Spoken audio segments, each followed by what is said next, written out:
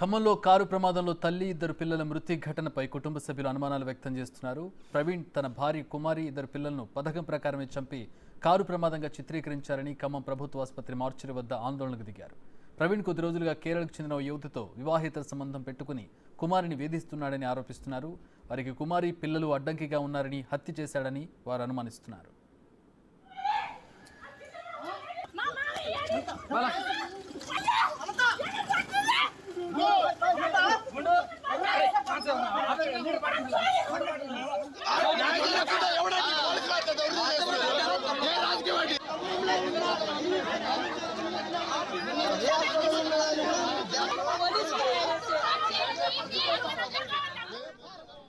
బాధిత కుటుంబీకులు బంధువులు ఆసుపత్రి వద్దకు భారీగా చేరుకున్నారు. ప్రమాద సమయంలో కుమారి ఇద్దరు పిల్లల శరీరంపై ఎలాంటి గాయాలు లేకపోవడంతో అనుమానాలు వ్యక్తం చేస్తున్నారు.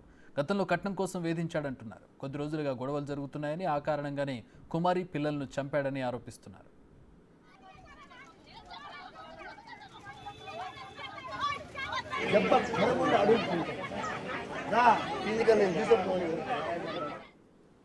మా ప్రతినిధి భాస్కర్ జాయిన్ అవుతున్నారు. భాస్కర్, పోస్ట్ మార్టం రిపోర్ట్ వచ్చిందా?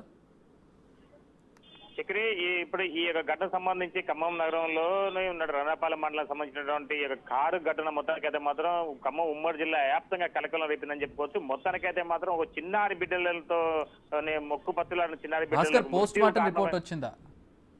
పోస్ట్మార్టం రిపోర్ట్ అయితే వచ్చింది చక్రి. మొత్తం అంటే పోస్ట్మార్టం చేశారు కానీ రిపోర్ట్ అయితే రాలేదు. మొత్తానికైతే మాత్రం ఇప్పటికే కాసేపుకైతే మృతదేహాలు మాత్రం తమకు ఉన్నటువంటి అంటే బంధువులకు అప్పగించడం జరిగింది. కాసేపుకైతే మృతదేహాలు కూడా స్వగ్రామాన్ని తరలించడం జరిగింది. కానీ రిపోర్ట్ మాత్రం కొంత సమయం బట్టి అవకాశం ఉందని చెప్పి ఆసుపత్రి వర్గాలు పేర్కొంటున్నాయి.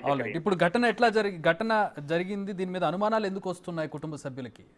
వాస్తవం అయితే గత కొన్ని నెలల నుంచి పాటు ఇది బోడ ప్రవీణ్ అనే వ్యక్తి మరో కేరళకు చెందినటువంటి ఓ నర్సు తోటి వివాహితర సంబంధం పెట్టుకొని కుటుంబ కలహాలకు కారణం అనేది విషయం తెలుస్తా ఉంది. మొత్తానికి దానికి సంబంధించి గతంలో కూడా పలుమార్లు కుటుంబ సభ్యుల సమక్షంలో కూడా పంచాయతీ కూడా జరిగింది.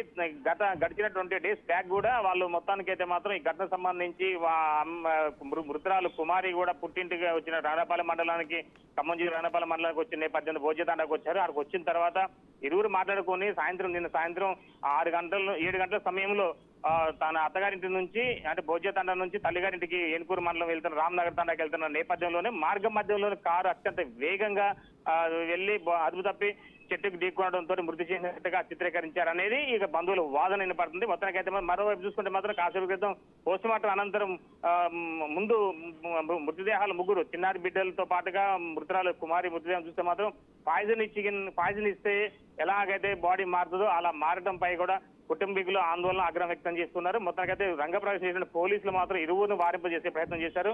మరోవైపు చూసుకుంటే మాత్రం ప్రవీణ్కి గాయాలయ్యాయా? ప్రవీణ్కి ఏమైనా గాయాలయ్యాయా?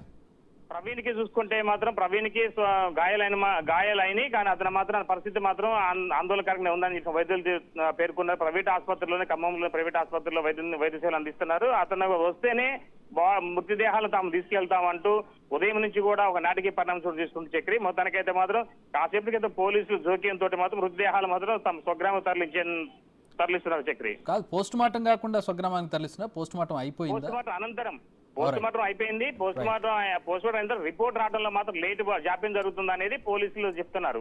మరోవైపు ఆసుపత్రి వర్గాలు కూడా అదే విధంగా చెప్తా ఉన్నాయి. రిపోర్ట్ రావడం లేట్ అవుతుంది, అది మొత్తం బయోప్సీకి పీస్ తీసుకున్నాము, ఆ పీస్ మొత్తం కూడా పైకి పంపించాలి కనుక అది వచ్చిన అనంతరమే మేము దీని మీద ఒక క్లారిఫికేషన్ ఇవ్వగలుగుతామని చెప్పారు. ఈ లోపల బాడీలు తీసుకెళ్లి ఖననం చేయాలని చెప్తున్నారు. కానీ మృతురాలు తల్లిదండ్రులు మాత్రం ప్రవీణ్ వస్తేనే డెడ్ బాడీలు తీసుకెళ్తాము. ప్రవీణ్ పరిస్థితి ఏంటి భాస్కర్? ప్రవీణ్ కి అప్డేట్ ఏమైనా ఇచ్చారా?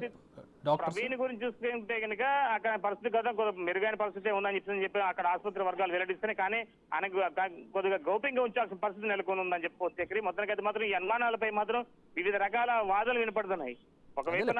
పోస్ట్ మార్టం రిపోర్ట్ వస్తే అనుమానాలు క్లియర్ అవుతాయి. ఒకవేళ నిజంగా అతను బలవంతంగా వారిని చంపుంటే పోస్ట్ మార్టం రిపోర్ట్ లో తేలిపోతుంది, లేదు యాక్సిడెంట్ గాయాలతో చనిపోయారనుకుంటే అది కూడా తేలిపోతుంది కదా. వాస్తవానికైతే మాత్రం చక్రి పరిస్థితులు గమనిస్తే కనుక మృతదేహాలపై కానీ ఎలాంటి ఒక గాయాలు కానీ బ్లడ్ రావడం కానీ బ్లడ్ క్లాట్ అయిన ఘటనలు అయితే ఏమి కనపడలేదు. ఓన్లీ ఆమె ఒక అతి వేగం వలన ఎక్కడన్నా హెడ్ లో ఇంజూర్ అయ్యి ఉన్నదా లేకుంటే ఈ పిల్లలకు కూడా ఏమన్నా బలమైన గాయాలు తగిలి అనేది చూస్తే అంటే ఆ రిపోర్ట్ వస్తే గానీ తెలిసే పరిస్థితి నెలకొని ఉంది. కానీ ఇప్పటివరకు అయితే మాత్రం ఫిజికల్ గా చూస్తే మాత్రం ఎక్కడ కానీ ఎలాంటి బాడీ ఫ్రాక్చర్ అయినట్టు కానీ లేదా ఇంకా ఇతర గాయాలు కానీ ఎక్కడ ఏం కనబడట్లేదు. కేవలం ఒక ఇంజెక్షన్ ఇచ్చినట్టు ఆనవాళ్ళు మాత్రం ఆ కుటుంబీకులు అనుమానాస్పదం వ్యక్తం చేస్తున్న నేపథ్యం అయితే ఉన్నది. చేతికాడ వెయిన్స్ దగ్గర ఉన్నటువంటి ఇంజెక్షన్ ఇచ్చిన తర్వాత అక్కడ ఇంతవరకు బ్లాక్ అయిందనేది కుటుంబం వల్ల వాదన ఉంది. Chakri, all right thanks for the updates Bhaskar. మొత్తానికి అనుమానాస్పద మృతిగా కుటుంబ సభ్యులు చెబుతూ ఉన్నారు. యాక్సిడెంట్ అయినా కూడా తమ వారికి గాయాలు కాలేదు, శరీర రంగు మారింది కాబట్టి దీంట్లో అనుమానాలు కనపడుతూ ఉన్నాయి. గత కొద్ది రోజులకి ఇద్దరి మధ్య గొడవలు ఉన్నాయి. ఈ గొడవల కారణంగానే మరో మహిళతో సంబంధం ఉన్న కారణంగానే వీరిని హత్య చేశారనేది కుటుంబ సభ్యుల ఆందోళన అనుమానంగా కనపడుతోంది. ఇంకా పోస్ట్ మార్టం రిపోర్ట్ రావడానికి కాస్త ఆలస్యం అవుతుంది. అటాప్సీ రిపోర్ట్ కూడా వచ్చిన తర్వాత మరణానికి కారణాలు తెలిస్తే దీంట్లో ఉన్న చిక్కుముడ్లు వీడే అవకాశం ఉంది. ఎవరైతే భర్త ఉన్నాడో